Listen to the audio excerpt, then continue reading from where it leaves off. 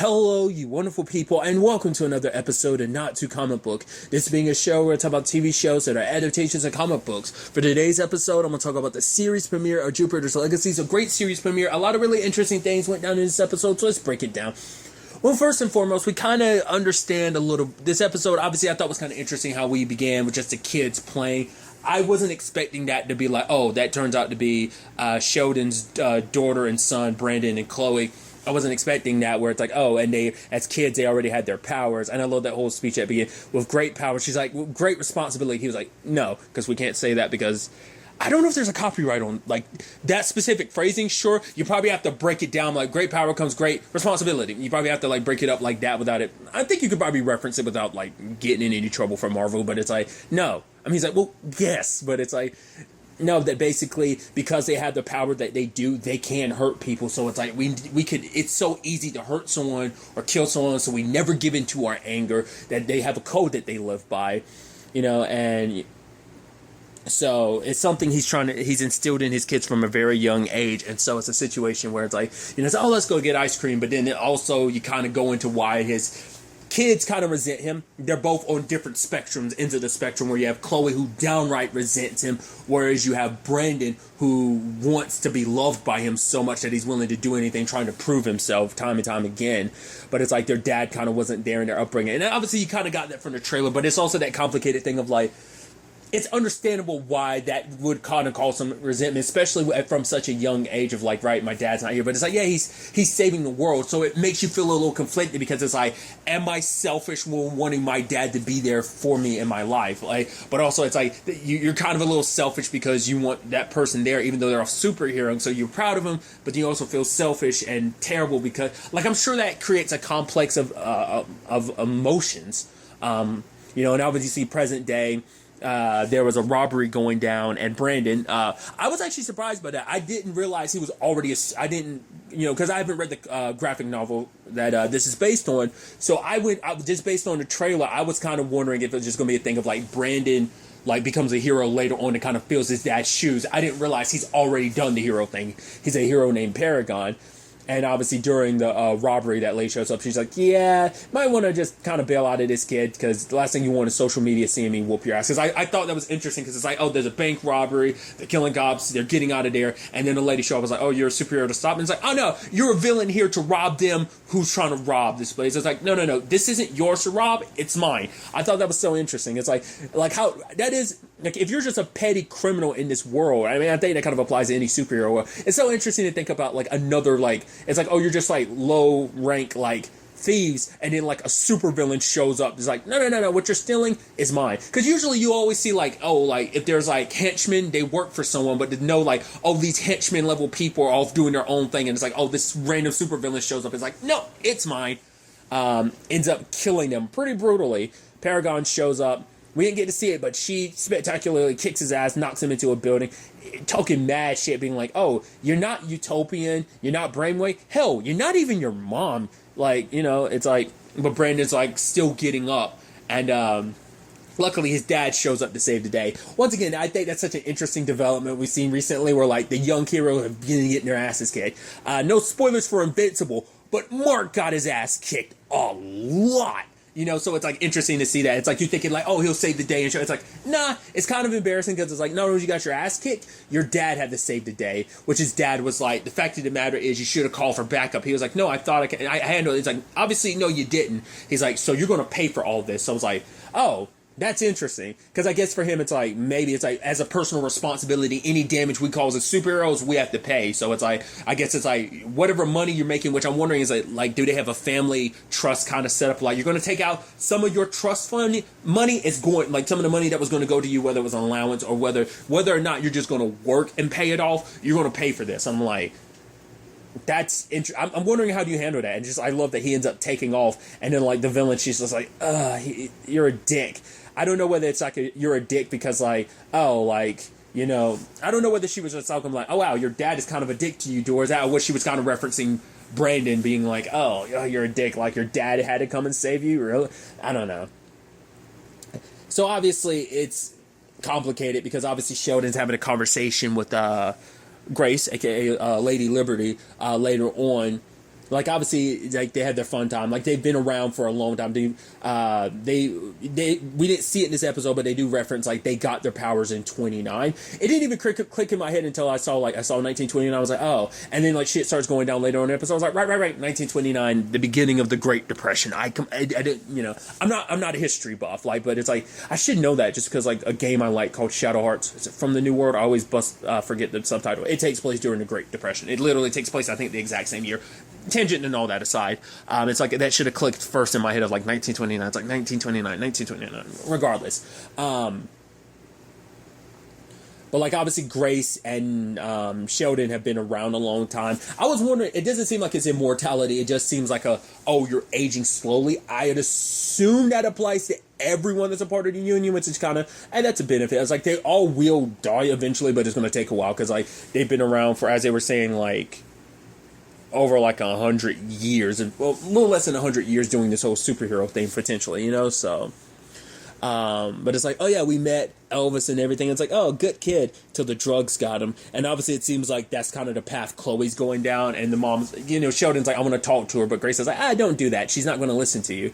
And it's like, well, when is the time? It's like, you know, it kind of comes down to her when she's ready. And then it's like, well, what about the kid that actually listened to us? Brandon is like, yeah, he's not ready. You know, it's like, so many people could have gotten hurt. What if he actually brought a team he could have gotten and killed or hurt? So it's like, and the sad thing is Brandon's listening to his dad shit talk about it. It's like his dad has such a high standard on things of like how things should be, you know, and so Brandon's not living up to those expectations, but that's what I'm talking about. Like, Brandon wants to strive. That's why he went off on his own, because he wants to prove to himself, so, no, I'm ready, Dad. I can do this. I can be a superhero like you, because his goal is to eventually replace his dad, because it's like eventually his dad's going to have to retire. He can't keep this up forever. And it's like, I want to be the one there to kind of take up and be his replacement. And obviously, Uncle Walt shows up, Brainwave. Which is interesting, because in the DC universe, there actually is the character Brainwave, because they were in Stargirl. Well, is it actually Brainwave? It is Brainwave, right? I'm not... God, I'm wondering, am I actually confusing Brainwave from DC comics with that character? Because it's like, once again, they're very similar characters in that regard. His name is Brainwave, right? His Walt's code name. Whatever the case may be. I probably won't call him Brainwave just so I don't confuse myself. Maybe I will. I don't. That's probably also another thing, too. I'm probably going to flip-flop between everyone's superhero name and their real names going forward. It's going to be a whole thing. But nevertheless, his uncle's like there to kind of like, he's like, oh man, like, because it's a whole conversation like, oh, what was my dad like when he was younger? And it's like, oh, your dad was just kind of like, he never kind of let anything kind of bog him down. He kind of let nothing ever get to him. It seems like, you know, Brandon and Sheldon kind of have that like commonality of just them kind of being very, very steadfast and just kind of stubborn in what they kind of believe, to the point like Sheldon's belief in the code and everything kind of leads to, you know, once again, resentment from his kids, but still. We go back in the past, and obviously Walt was kind of saying like we shouldn't expand the operation because he's looking at the numbers, but his dad and, you know, their dad and Sheldon was saying like, no, let's do this because this isn't just about the numbers, it isn't just about the money, it's about family, because the fact that so many good people can get jobs from this, it's like that's what we're building here, you know, not just, you know, like they were kind of like it's a family-owned business, and Walt comes off kind of looking like the pragmatist of the group, whereas like his dad and his brother kind of led by their heart. That's kind of what it is, and that's kind of interestingly enough, like, and I think that might be where we kind of go, because like, you know, Sheldon kind of led by his heart, but it's like apparently like now Brandon's too emotional, so I think that's kind of, I mean, maybe like, you know, I think it's that thing of like, yeah, you've been superheroing for over 100 years, well, 90-ish years is kind of how they more specifically kind of define it later on, that it's like, yeah, you're probably, you know, after all that, it's going to beat you down, it's probably going to break you a little bit, especially because they dive into it later on, but like one of their people, George, ended up he ended up getting killed by, what was it, Skyfox or something like that. I'm going to butcher these names. Once again, the first episode is always rough because I'm never going to remember these names immediately off the top of my head. But one of their members betrayed them, and then, you know, it's a conversation between Walt and Sheldon about, like, well, for one, the last time they sat together as the Union of Justice, this World's Justice League, around that table was in the 60s, so I think that was probably around the time, and that probably just shifted a lot of stuff. They've all kind of probably, I mean, we don't know where the other ones are, whether they're as active, but at the very least, we definitely see that Sheldon and Grace and Walt are still active. The others, aside from, well, we know George is dead, but other than that, and the one that did it, but Sheldon tried to be like, he thought what was right for it's like, no, he was a terrorist. But it was also interesting too, because I don't know if the original comic book was like this, and maybe they're applying certain aspects to modern day. But it's like, for Sheldon, it's like the way the world is. It's like, despite all the fighting we've done, look at the state of the world. It's like, the disparity between the rich and poor, like on both, like, social aspect of just like the state of the way the world is. It's like, yeah, people, Nazis running around. It's like, oh, that's not what they call themselves. Yeah, they might not call themselves that, but we know what it is, especially considering they were around back then. And this is where we get into that interesting and complicated territory of superheroism, where it's like, you can see where Walt's coming from, but you can also see where Sheldon's coming from when they had the conversation of Walt feels like, oh, locking up bad guys and stuff like the bank robbers and stuff like that. It's like, yeah, that's a small part to play in like the world. Like, the way we've handled things isn't how we're going to really fix the world, because it's like, a bank, we're not dealing with, kind of like gangsters and stuff like that. We're dealing with, for example, like corrupt politicians, a coworker who never felt seen or heard, who decides to buy an automatic rifle, like stuff like that. That was also a thing. Like, Sheldon was like, yeah, there's kids who have to learn, shooter drills before they even learn their ABCs. Kind of like, I mean, it's a sad state of the world we live in. It's kind of a very sad reality. But it's a situation where it's like, for him, Walt believes that they should take a more active role in kind of leading this world, which Sheldon has a perspective of, no, the code kind of tells us, like, we can inspire, but we're not meant to lead, because Walt kind of brings up, we could have done so much more in World War II, and it's like, oh, and then, that's a complicated thing of, like, it's like, we could have ended the war, we could have done so much death could have been prevented if we stepped in, but then Sheldon bring it up, like, but then when would it have ended? Like, we would have gone to, like, what about Vietnam, or, the Middle East? Like, where would it have stopped? And, who could have and would have been able to stop us doing what we like? For him, it's like, that would have created like, we would have kind of flowed into like almost like, I guess, a very like dictatorship slash I'm going to butcher the word I always do, totalitarianism. It kind of like leans in that direction of like, we'll be so powerful, no one would be able to go against us, so like there'd be no free will, which Walt responds, some would make the argument free will is what got us in this position. It's what brought the world to its knees, to all this chaos in the first place. So like I said, it's that complicated thing of like, yeah, you should have taken a more active role, but at the same time, it's like, who knows what that would have turned into, what that would have looked like. That would have been a whole issue in itself, like, kind of a world ruled by super people and beings. We got super villains and stuff like that in this world, but it's like, who really would have been able to stop them, especially back then, so...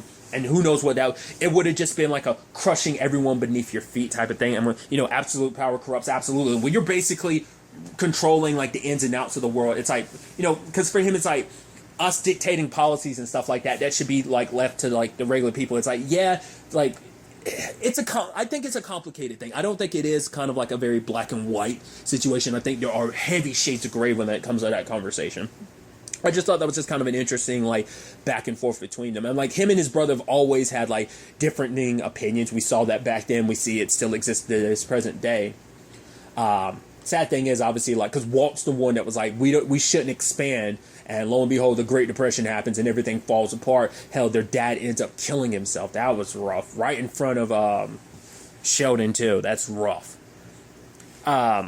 Because, like I said, I didn't piece stuff together because I saw, like, one of the things for the episode is, like, violence, but also suicide. And it's, like, his dad up there was like, oh, boy, because sadly a lot of people did that during the Great Depression. When the stock market crashed, like, a lot of people killed themselves because it's just, like, everything they had was gone in an instant, Everything they had built, especially for him, it's, like, our Samson, like, our company, it's, like, the steel we made, it's like in every building, and it's like you try to build a life for yourself, but then like at moments like this, it's just like, what did it amount to? Nothing. Like everything they built, their entire legacy, gone with the snap of a finger, you know? So I think a lot of that, plus other aspects of the story we just haven't gotten to yet, have really kind of forged Sheldon into the core of who he is, the code that he has, you know, which obviously, like, with the code and everything, he's very Batman-esque, but he's also, like, obviously power-wise and stuff like that, but also code-wise, he's kind of like, you know, cross between Batman and Superman in that regard. But circling back, there was the dinner, which that was interesting, and obviously we've got an introduction to Chloe, and it's like, oh, you know, and it's like, he's a very, like, okay, like, oh, let's, like, before we even eat, let's say grace. She shows up late, kind of drunk, and it's like, oh yeah, like, you know, Walt's like, oh, the magazine cover you did was beautiful, and it's like, your dad's like, yeah, it was great, and it's like, wait, she's like, you saw it? And it's like, yeah, it was beautiful, and for a moment she was kind of happy, it's like, hey, thanks, and it's like, you could have done with more clothes. She's like, I could have done a lot less clothes. So it, once again, and that obviously leads not only resentment that Chloe has with their dad, but also, I'm sure it leads to resentment with her mom, because her mom most likely tends to take her dad's side, Sheldon's side in things. But also, like, Brandon kind of does as well. And so it's kind of leads them at odds to a certain extent. So for him, it's like, you know, for Brandon, it's like, why do you treat him like that? It's like, our dad wasn't there. Like, you know, even saying the harsh thing of, like, yeah, I wish you weren't my dad. Yeah, you might have been a superhero to the rest of the world, but you weren't, like, much of a dad to me. And it's like, that's harsh. Kind of wish you weren't my dad. It's just, it's kind of sad. You know, it's like, yes, he's a little rough. Yeah, he kind of wasn't there, but it's like, you know, he was doing his best, but I guess it's like your best wasn't good enough. It's like, once again, it's like, you're not in their shoes. So once again, we don't know the full extent of, like, their upbringing, and just kind of like I said, I think you're entitled to be a little selfish of, like, no, you weren't there for us. Like, once again, it comes from that place of, like, no, your parents too important. They're too important to the world. It is like, that's another thing where I'm like, it's not as black and white. Like, we see that with, like, Superman and Lois, like, you know, it's I think people are entitled, you know, kids of superheroes are entitled to feel, you know, a little complicated about, you know, feelings that, you know, it shouldn't just be like, oh, you should just get over it. You shouldn't have issues with your parent being a superhero. It's like, no, that's going to cause issues, like, in many different regards from a very young age, you know. Like, always turning around, because it's not just one. Both of your parents are superheroes. Even your uncles are superheroes. So it's like, who do you really turn to at that time like that? You know, when they're all kind of off doing their superhero thing. Maybe it's a thing of one goes, but it's like, no, there's probably plenty of threats where all three of them are necessary. So it's like, you know. So I'm sure that plays a role in things. But for Chloe, it is a thing of, like, you don't have to carry, like, 120 years of basically dad's baggage, like, you know, just so you can get him to love you again. The fact of the matter is, no one can live up to that standard, that code, not even dad, because I guess in her, it's like, yeah, even, like, dad's kind of falling short of this code that he tries to live by, you know? So, it does seem like, I'm curious, like, do they have any different abilities? We don't fully know what the difference is between Lady Liberty and Utopian's abilities. They're very, like, Superman-esque abilities. We see later on he's got heat vision. I don't know if she does. So obviously we don't know the full extent of even what Brandon and Chloe can do. So, but later on, Chloe's hanging out with another hero. He's kind of in the same position as Barry or Titanic, and it's a situation where it's like, yeah, dad's kind of all about, like, no endorsements, like, don't use your powers to try and, like, for personal gain type of situation. But it's like, you know, you kind of got to live. I mean, they're kind of treated as celebrities too, because it's like, people are like, oh my God, Barry, I love you, and, like, they're trying to take photos because they are celebrities, they are heroes. So once again, I think it's interesting because this is, like, the inverse of, like, The Boys. The Boys is like, oh, like, shows you kind of the more corrupt side of, like, you know, celebrity and, you know, being a superhero in that world. This, they try to just make it seem more like, not everyone that's a superhero is, like, a complete, once again, like, to be fair, The Boys is in its own right is a very it's like superheroes suck. It's like, you know, it's very pessimistic view on superheroes, so I think this one's a little bit more optimistic. But it's a conversation of, like, yeah, you want to take over for your dad? Sure, that's great, but just don't, like, lose, like don't just dedicate your entire life to it. Just, like, you also have to live your life too. So Brandon's kind of caught between that, especially for him. It's like, yeah, my sister's kind of doing that enough for both of us. Like I said, they're both on the most extreme angles. It's like there needs to kind of be a middle ground, which I think is ironic because, like, his dad talks about there being a middle ground of, like, the world, no one's willing to meet in the middle anymore. And it's like, to an extent, you can make the argument you don't either, that you're very extreme one way and you're not willing to meet your kids somewhere in the middle. on that common ground. The argument could be the irony behind that, but maybe that's just me reading too much into it. But later on, we had the villain Black Star getting released, and obviously everyone's gathered together to deal with that. I love that one dude who does the flaming fist. He's like, yeah, like I'm gonna let all the other heroes over there handle it, and then I'm gonna come in, for the end, for the photo op. And Ruby's like, I think her name is Ruby. He's like, oh, okay, sure, I'm down with that. And it's like her and Brandon apparently used to date. They broke up like a few weeks ago, and he's like, oh, what you doing after this? But Black Star's not going down easy. That battle was damn it rough because everyone's kind of getting their ass handed to them. We get a couple displays of power. There was one who, it seems like her power was teleporting. Barry, as Tectonic, it seems like he's basically an earthbender. Brainwave, obviously, psychic abilities. It was interesting what he did was basically he was able to separate Black Star's mind from his body. And it's like, yeah, I'm going to keep you here. And it's like, oh, so-and-so, like, because he's like, he's like, yeah, this is kind of my favorite kind of, he basically traps your mind in, like, a painting. I guess it's almost like a Matrix type of thing of, like, and he's like, oh, like, a lady walks by, he's like, yeah, tell her, say hi to him, and it's like, oh, hi, and it's just, like, it's so weird that I like how they, like, depict that, and also he's like, oh, while you're waiting, do you want some cake, and just pull some cake out of nowhere, and it's like, in this world, I'm basically a god, so you can't touch me, but then he does, so either that means, Walt is slipping, or just whatever this thing Black Star is, like this situation of like he's just that strong. That's also another thing too, because it's saying Black Star. It's like, once again, it's like just interesting to think about because I'm like, oh yeah, well, because I'm thinking too much about some of the stuff. It's like Barry's a common enough name. It just makes me think, well, you think Barry Allen, but him getting called Black Star. It's like, well, there's a character in the DC universe called Black Star. I think some of this can be common enough name. Hell, there's even a Paragon. No, that's Pariah. I was about to say, I'm sure there's a Paragon somewhere in, like, aside from the Paragons in, like, Arrowverse. I don't know if that's a DC thing or DC Comics thing or not. Once again, I'm going on a tangent. I'm not trying to compare and contrast. It's just interesting when I hear stuff. It just sends my mind on a bit of a tangent. But that was brutal. It's one of those things, like, it kind of caught me by surprise. I figured this is going to be a little bloody. Didn't expect to drop two superheroes like it was nothing. Because it's like, yeah, it activates because he uses, like, an antimatter thing, and he ends up incinerating one to the point the one that teleports around, all she has is a head. Barry's, like, half his body's blown away. It's like, Jesus, I wasn't expecting that. It's like, poor Barry. It's like, you and Barry and Brandon just had their meetup and everything, and it's like, nope, he's dead now, so... I think one of those situations that kind of showcases, like, yeah, there's more to life than being a superhero, because, like, yeah, being a superhero can suck, death can be right around the corner, like, these aren't people that are completely unstoppable, they can be stopped, and despite everything, them working together to try and, like, at the end, Sheldon's trying to rip, like, that core out of him, but when the time goes, he's, like, ready to go nuclear, and thinking about what his dad said, what his dad told him in the past, we can't get angry, don't get consumed by anger, and Brandon does, and he punches Black Star so hard, basically kills him, crushes his face, his head, and his dad's like disappointed, like, well, you could have handled that a million different ways. It's like he was going to go nuclear, he was going to kill everyone, hell, like, not just us, like half the state doing it. It's like, then you go for the core, like, you could have handled that a million different ways, wait for me. And it's like, our son killed somebody, and it's like, that's a line, And I'm surprised, like, we covering this in the first episode. To be fair, we're, like, in the middle of these character stories, but it's so interesting to be like, oh, from the very beginning, you killed a bad guy.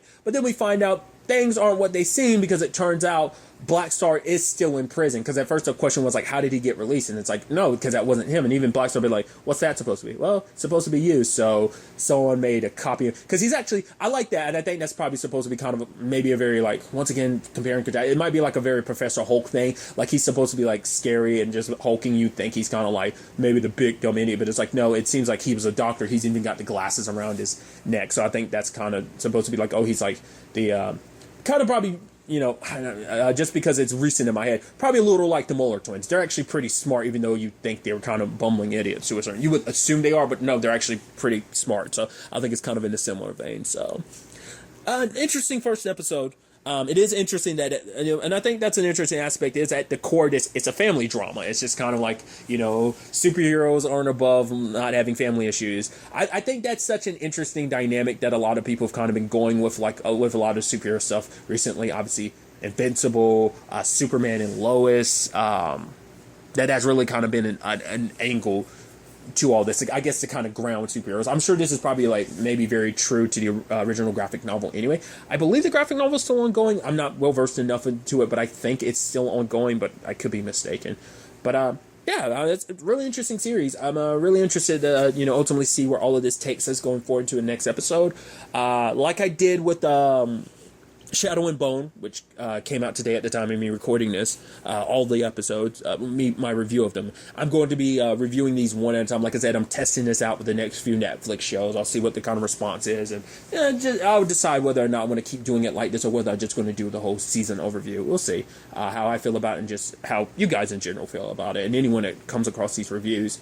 But so yeah, whenever I do start uploading these, I'm gonna try to I'll only do that when I've completely reviewed everything, so I can get them all released on the same day. So, but yeah, just keep that in mind. But really, that's all I'm gonna talk about. Till the next time we meet, be happy, be safe, live life to the fullest, and enjoy it. Good day and goodbye.